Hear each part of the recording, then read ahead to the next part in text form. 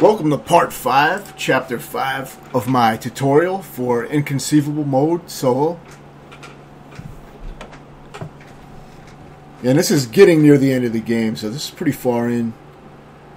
When sliding down these little slopes here, you can get one hit killed if you slide into one of the spikes, so be careful of that. If you nudge it on the side a little bit, I think you can glance off of it and still survive. But I did hit one directly and instantly died. But yeah, very easy. Sometimes the camera will be a little bit off, so you may have to adjust it. See, I died there. I think I hit it pretty direct. I must have missed that one in editing. But at least it shows what can happen if you don't steer too well. So yeah, these are really not combat related. I was mainly showing combat, but you know, anything that shows any kind of gameplay where you can get killed, I pretty much include.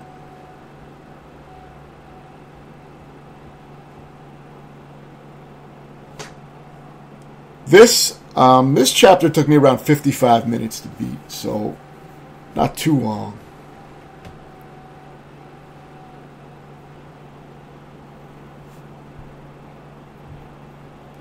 But you do slide down these little slopes for a while. So yeah, once you get down here, you'll have your first combat encounter in the area. You can use those flaming pods. You can shoot those to do some extra damage and burn some enemies. So if they're standing next to those pods, you know, be sure to burst those for some extra damage.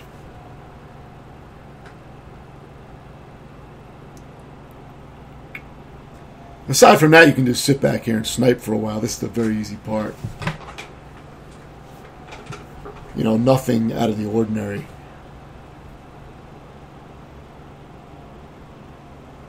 There is going to be a, I forgot what it's called, a snatcher. Yeah, there's going to be a snatcher later, and you can kind of just run circles around the pillar and it won't really be able to spit on you. You can just take shots at it. Very easy fight.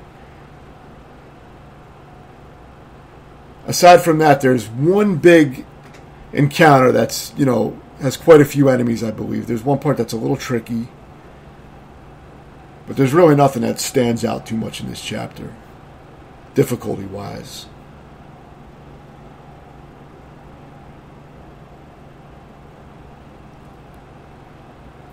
Watch out for these shotgun assholes, you know, maybe use your shield or try to take them out before they get close.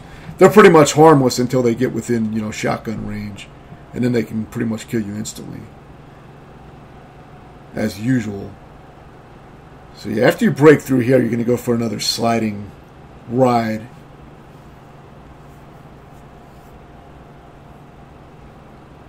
You don't have to shoot anything in here because you'll just slide through. The only thing you have to worry about is dodging the little spikes. It's more of a cinematic scene.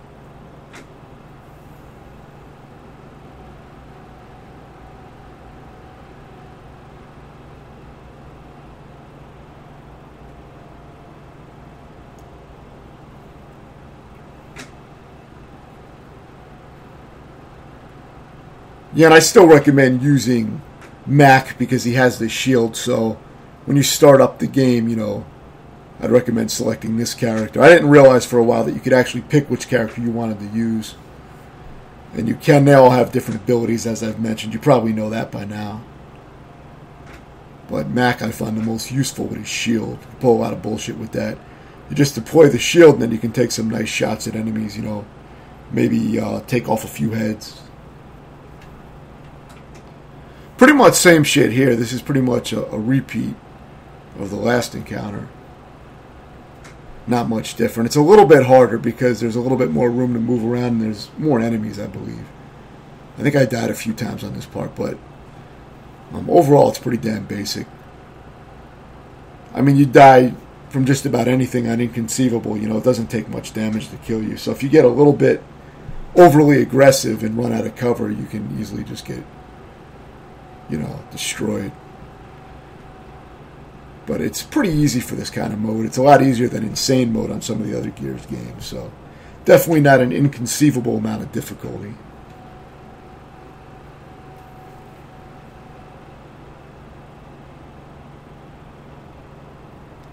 So yeah, after you complete that, you may want to use the restock ability and restock all your explosive ammo. That's the great thing about having a torque bow. Once you get that explosive ammo upgrade, you can replenish explosive ammo between fights, and if you want, you can fully fill up the torque bow. It has some advantages over some of the other sniper weapons, since it can one-shot the Scion enemies. You can take their head off in one fully charged shot instead of two with the M-bar. So yeah, for this Snatcher fight, I just got behind this pillar. I tag a grenade on the front of the pillar just to do some extra damage, because he always follows me over here. So you get a free grenade by setting that little trap. And then I just shoot at it with the torque bow. I think if you hit the pouch on its stomach, I think it does extra damage, but it doesn't really matter, because this is a very easy way to take this thing out by just sitting behind here. These type of enemies have always been really easy to exploit in the Gears games in the past. But if they spit on you, if the acid does land on you from its spit, that acid, if it touches you, it can easily one-shot kill you. It's very deadly on this mode. But it's not really much of a problem, because you can just run around this pillar, throw some grenades out, a few torque shots, and that's it. So you shouldn't have any trouble dealing with that strategy. So now you have a little bit more aggressive combat after that part. But it's really nothing too special difficulty-wise.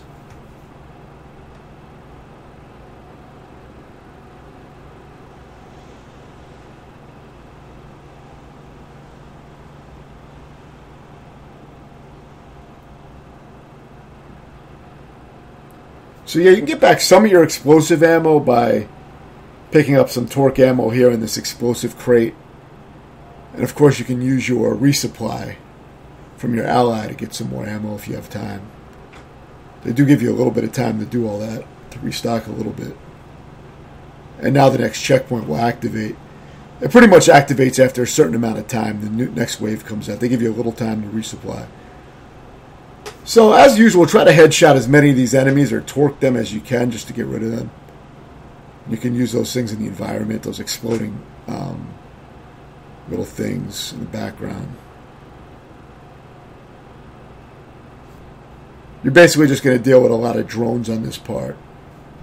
And you just want to try to take them out before they get too close to the back area where you're taking cover.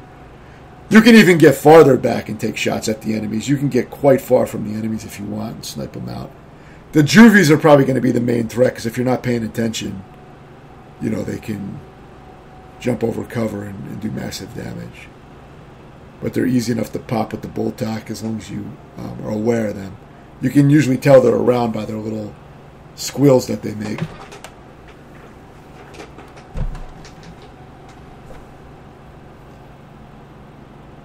So yeah, pop off some heads with the bolt-tack if you run out of your sniper ammo. The bolt-tack is great. Especially finishing off when there's only a few enemies left. So yeah, after clearing out that wave, you're going to have another wave with a Scion. And a bunch of drones. So if you can group them together, you know, the torque bow is good because the explosive damage will hit all of them together. So you get a little extra damage doing that. I just try to torque them all as fast as possible just to get rid of them. You don't have to worry about torque bow headshots on the smaller enemies most of the time. Some of them with more armor, like the Grenadiers, might take 2 body shots. But, you know, most of the weaker ones you can get with one good torque shot to the body and kill them. So here I whip out the boom shot. I picked that up at some point. And I start expending that on the Scion, which, as you can see, takes around half of his health with the one shot I landed. And I think I finish him off. You see the... now he has a shield that comes up, but the boom shot does a lot of splash damage, so I actually end up taking out the drone with the splash damage from the boom shot. It works well for that. Then I finish him off. And you can use your bolt tack to pop off a few of those scragglers. But yeah, if you're aggressive with the sniper weapons, it shouldn't be too bad. The Boltok works great for finishing off enemies.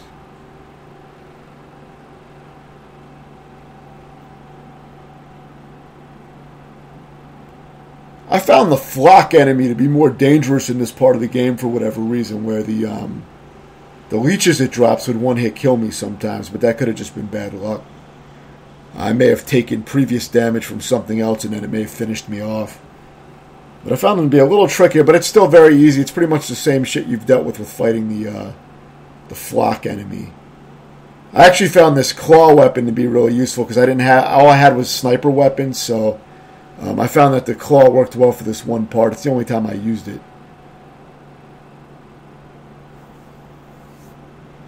But it worked well enough, especially since I didn't really have a lot of reliable options. I could have used one of the Mark weapon, I think it's called. It's kind of like a machine gun type of weapon, but I never really used it much in the game. But I found that the claw was pretty good for this. Basically just taking cover, and whenever these things land on the ground, try to take them out, because they can kill you for sure if you get hit by multiple things at once. But I only died a few times on this part. It wasn't bad.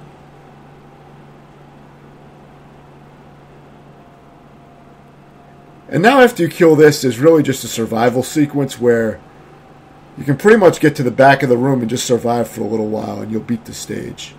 I didn't know that initially, so I was being more aggressive, but once I realized that, I pretty much went to the back and started sniping shit from way back. And, I'm not even sure that I had to kill anything for this part. I probably could have just sat back there for a while and not fired at all. But it's possible that it is activated by doing a certain amount of damage to that large enemy, the carrier. But I doubt it. I think it's probably just because I killed a certain amount of time, and then the helicopter just comes in and finishes everything off. Which has actually happened a few times in this game. So yeah, in a few seconds the stage ends, and then next is the final stage.